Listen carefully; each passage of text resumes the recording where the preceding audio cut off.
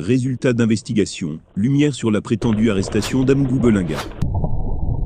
Les informations portées sur l'actualité politique camerounaise tant sur le plan régional que national pour vous permettre d'être à la une de l'actualité. Telle a toujours été notre priorité.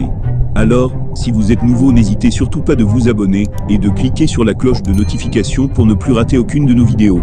On commence.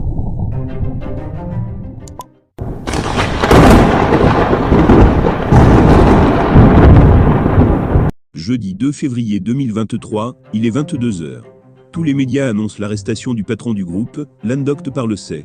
Jusqu'au vendredi matin, nombre de personnes, sauf les proches de Belinga, croyaient dur, comme fer en cette information.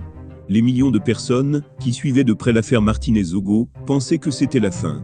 Lorsque la presse s'est rendue compte qu'elle avait publié de fausses informations, il était trop tard. La bombe envoyée a explosé en engendrant, sur son chemin, d'énormes dégâts. Que s'est-il réellement passé au SAI cette nuit-là? A-t-il vraiment été arrêté? Comment se présentait son domicile cette nuit-là? Réponse à ces questions dans la tribune du journaliste Serge Bikoï, qui a mené une investigation sur cette information qui a tant fait du bruit. C'est un calme et une sérénité qui règnent dans l'espace du secrétariat d'État à la Défense, SAI.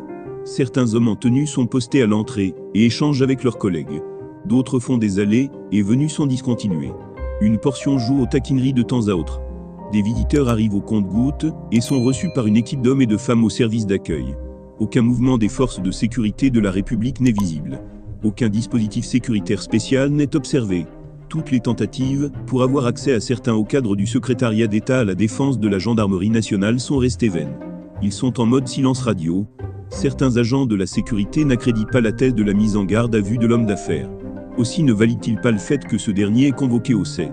De toute évidence, aucune information ne filtre à ce propos. Pourtant, selon certaines publications abondamment relayées sur la toile, il y a 48 heures, le patron du groupe, Landoct, aurait été convoqué au SAI. Question d'être auditionné sur l'affaire relative à l'assassinat de Martinez-Zogo. Toute chose qui n'est pas vérifiée sur le terrain.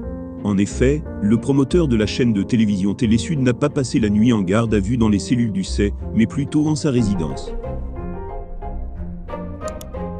Ce qui est curieux, c'est qu'il y a eu, hier, une présence policière inhabituelle aux alentours de son domicile, laquelle est, d'ailleurs, renforcée.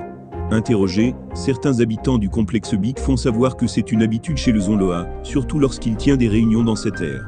La preuve, dans le couloir conduisant à sa bâtisse, des véhicules de police sont garés. Il y a, de manière régulière, une navette mixte des éléments de la police et de la gendarmerie. Que cache vraiment cette présence des forces de l'ordre autour du domicile du fils du département de la Meufou-Akono? Seuls les services de sécurité de la République mobilisés en pareilles circonstances peuvent en dire davantage. Toutes les tentatives pour entrer en contact avec ce patron de presse ont s'ensuit favorables. Eh bien, chers abonnés, c'est ainsi que nous arriverons au terme de cette édition. Espérant qu'elle vous a plu, n'hésitez surtout pas de nous laisser un commentaire. Merci et à bientôt pour une nouvelle édition.